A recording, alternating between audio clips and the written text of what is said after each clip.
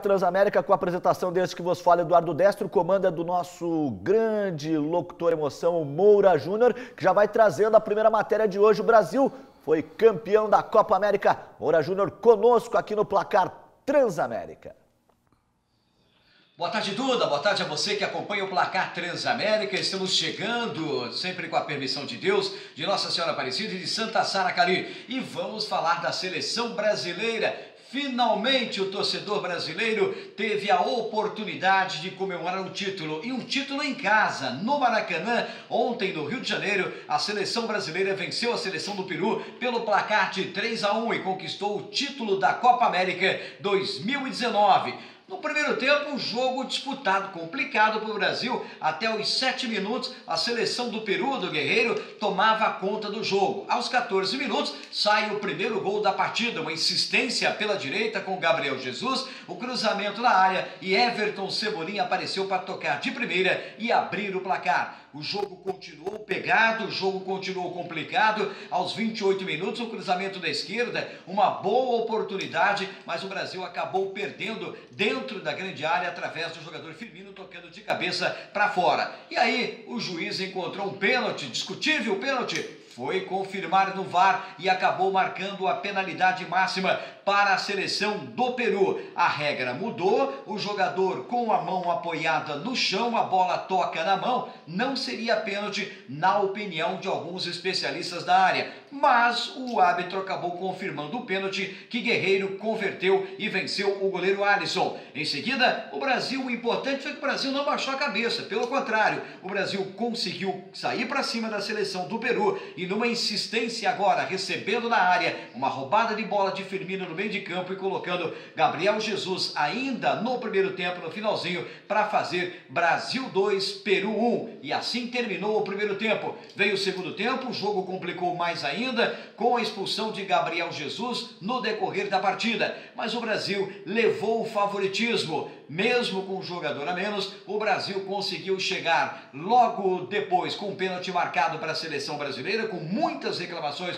por parte dos jogadores do Peru, mas Richarlison, que entrou no decorrer da partida, converteu e fez Brasil 3, Peru 1, resultado final. O técnico Tite teve a oportunidade de utilizar o Richarlison, utilizou também o Militão, ajudando na lateral direita, colocando o Daniel Alves um pouquinho mais para frente, fortalecendo o meio de campo, e no finalzinho colocou o jogador Alan também para dar uma fortalecida no Brasil. Final, Brasil 3, Peru 1, Brasil campeão da Copa América de 2019. Parabéns à seleção brasileira, que provou que sem o Neymar, sem a dependência Neymar, conseguiu a conquista de um título no cenário nacional e para o povo brasileiro. Vamos ver o que vai acontecer pela frente com a seleção brasileira do técnico Tite, que está confirmado para a próxima Copa do Mundo. Valeu, galera, um grande abraço, fiquem todos com Deus, até!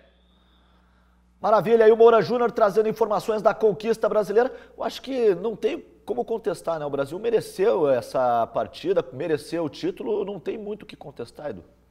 Não, eu não, é claro. Aliás, teve um bom comportamento nesta Copa América, né? Principalmente alguns compartimentos da própria seleção, jogadores que acabaram se destacando, né? Começando com o velho Daniel pelo lado esquerdo, nós tivemos também um bom futebol apresentado pelo Arthur, né? Jogador que deu uma consistência nessa meia cancha, ao lado também de outros jogadores que acabaram aparecendo, como é o caso do Cebolinha, né?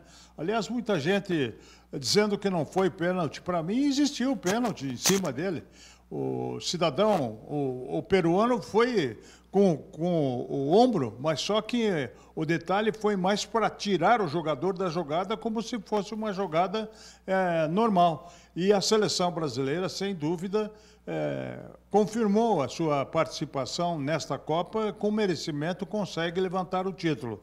Agora, tem que trabalhar mais, porque na Europa a coisa é mais embaixo. Eliano, o que você pode frisar aí? Eu acho assim, foi méritos da seleção brasileira. O Tite, eu acredito que, como até o Moura comentou ali, vai continuar.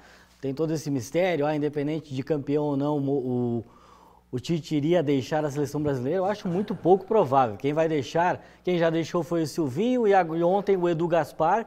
Os dois vão assumir o futebol do Lyon, da França, o Silvinho como treinador, o Edu como gestor de futebol da equipe francesa. Aí sim muda um pouco da estrutura da comissão técnica do Tite. O Juninho Paulista pode ser o substituto do Edu.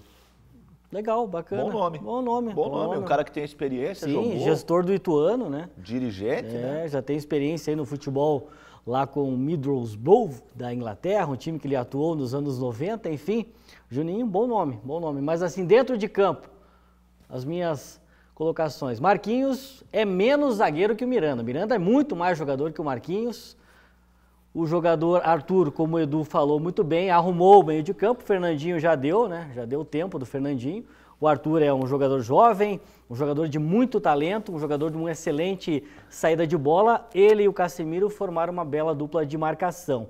E na frente o Everton foi o grande nome. Claro que o prêmio para o Daniel Alves foi justo, muito justo. O que ele jogou contra o Paraguai e principalmente contra a Argentina foi demais. Jogou muito a bola o Daniel Alves, foi o grande nome da seleção nesta conquista que teve a final contra uma tremenda de uma zebra, né? Eu apostava todas as minhas fichas no Uruguai nessa final e o Uruguai foi a primeira vítima aí no mata-mata dos peruanos.